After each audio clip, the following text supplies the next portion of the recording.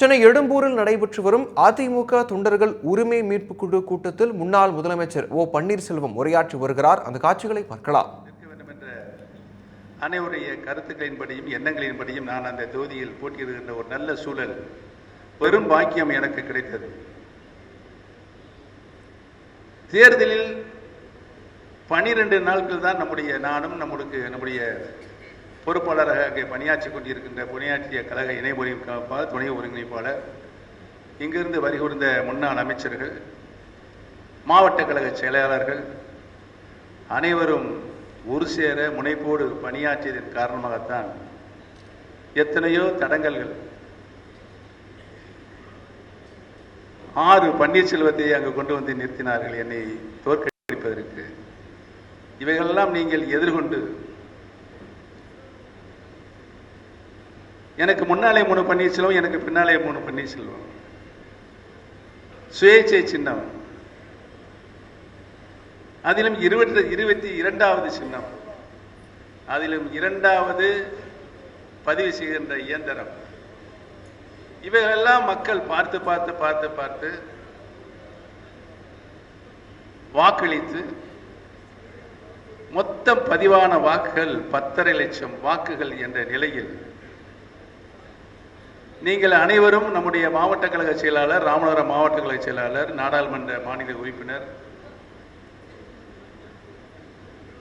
அனைவரும் ஒருங்கிணைந்து பணியாற்றியதன் காரணமாக மக்களிடம்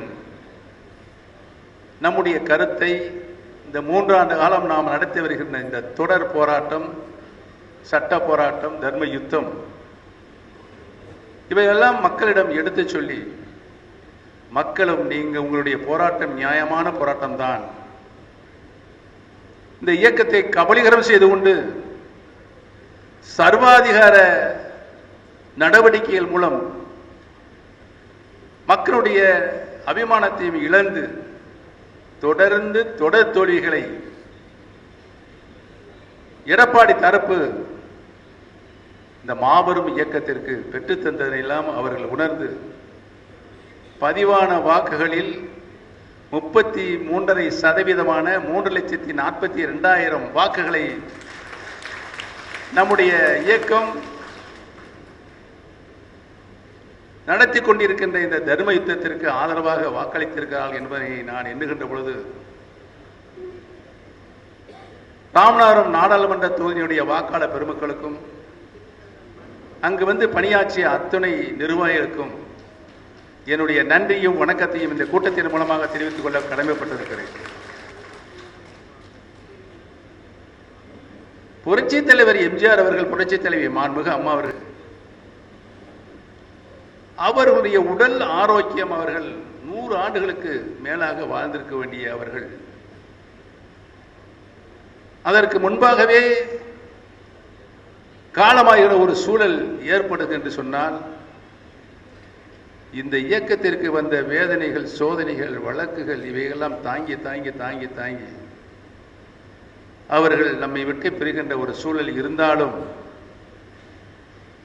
இந்த இயக்கத்தில் நம்முடைய தொடர் வெற்றிகளை அந்த இருவரும் மாபெரும் தலைவர்களும் பெற்று தந்தார்கள் என்பதுதான் வரலாறு. ஒரு தேர்தலில் வெற்றி வாய்ப்பை இழந்தோமும் என்று சொன்னால், அடுத்த தேர்தலிலே கழகத்தை தூக்கி நிறுத்தி வெற்றி அடைகின்ற ஆற்றல், அறிவு அந்த இருவரும் தலைவர்களுக்கு உண்டு. புரட்சித் தலைவர் எம்ஜிஆர் அவர்கள் இந்த இயக்கத்தை தொடங்கினார்கள். யாருக்காக? தொண்டர்கள் இயக்கமாக. தொண்டர்கள் இயக்கத்தை அதை மக்கள் இயக்கமாக, மக்கள் விரும்புகின்ற இயக்கமாக அவர்கள் மாற்றினார்கள். புரட்சி தலைவர்கள் உருவாக்கிய அந்த இயக்கம், அவர் நடத்திய அந்த விதம்,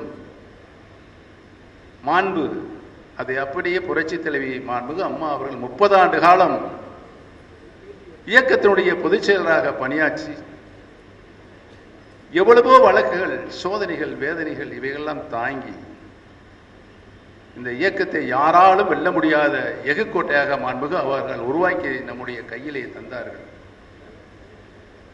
அவருடைய காலத்திற்கு பின்னால் ஏற்பட்ட பல சோதனைகள் உங்கள் அனைவருக்கும் நன்றாகவே தெரியும். அவைகள் எதிர்காலத்தில் அனைத்து இந்திய அன்னார முன்னேற்ற கழகத்திற்கு வரக்கூடாது என்று ஒருங்கிணைந்தோம், ஒன்றிணைந்தோம், மாண்புமிகு அம்மாவுடைய இறப்பிற்கு பின்னாலே நடந்த கூட்டங்களிலே நான் பேசியிருக்கிறேன், எனக்கு முன்னாலே பேசிய தலைவர்களும் பேசியிருக்கிறார்கள். எவ்வளவுதான் நாம் இணக்கமாக ஒத்துழைப்பு தந்தாலும் அதை மதியாத தன்மைதான் இன்றைக்கு நம்முடைய இயக்கத்தில் பொதுச் செயலாளர் என்ற பட்டத்தை தனக்குத்தானே சூட்டிக் கொண்டார். சர்வாதிகார முறையில் முதலாவது நடந்த பொதுக்குழுவில் நிகழ்ச்சி நிரலில் 12 இனங்கள் இருந்தது. வரவேற்பறை முடிந்தது. மூன்றாவதாக நான் அந்த ஆண்டுடைய பொருளாளர் என்ற முறையில் வரவு செலவு கணக்குகளை படிக்க வேண்டும். அதற்கு முன்னாலே ஒருவர் வந்து மைக்கில் என்று 2 பேரும் ஒருங்கிணைப்பாளராக நானும் இணை ஒருங்கிணைப்பாக எடப்பாடி பழனிசாமியும் கையெழுத்திட்ட அந்த தீர்மானங்கள் செல்லாது செல்லாது செல்லாது நீக்கப்படும் என்று சொல்லி கூட்டத்தை முடிச்சிட்டாங்க. முடிச்சிட்டு என்ன இப்படி வந்து தான் தோண்டி